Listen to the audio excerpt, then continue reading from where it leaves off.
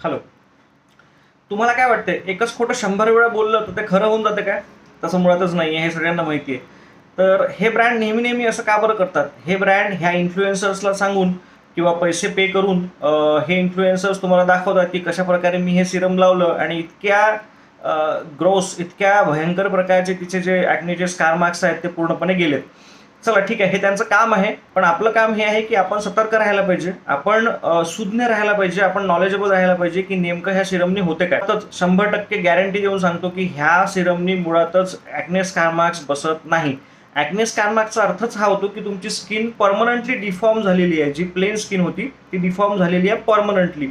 याला काहीतरी तुम्हाला प्रोसिजरल म्हणजे जे सेमी इन्व्हेजिव्ह ट्रीटमेंट्स असतात, जसं CO2 लेझर्स किंवा डर्मा रोलर, डर्मा पेन्स किंवा MNRF, काही रेअर केसेसमध्ये आपण सबसिजन आणि फिलर्स देखील यूज करतो.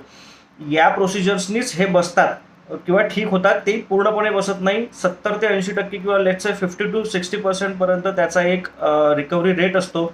आणि ही तुम्हाला इन्फ्लुएन्सर दाखवत आहे की कसं मी सिरम लावलं, क्लिअरली दिसत आहे की तिने फिल्टरचा यूज केलेला आहे.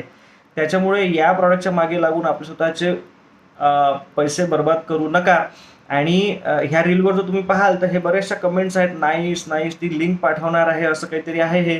आणि लाईक्स ऑलमोस्ट 70,000, रिझल्ट येणे नाही येणे यांची काहीही जबाबदारी नसते. प्रॉडक्ट घेतला, प्रॉडक्ट वापरला, प्रॉडक्ट वापरल्यानंतर तुम्हाला रिझल्ट नाही आला, तुम्ही काहीही त्यांना बोलू शकत नाही, पण तुमचे पैसे एकदाचे गेले. सो ह्या प्रॉडक्टच्या मागे लागायचं नाही. I hope this helps. Thank you so much.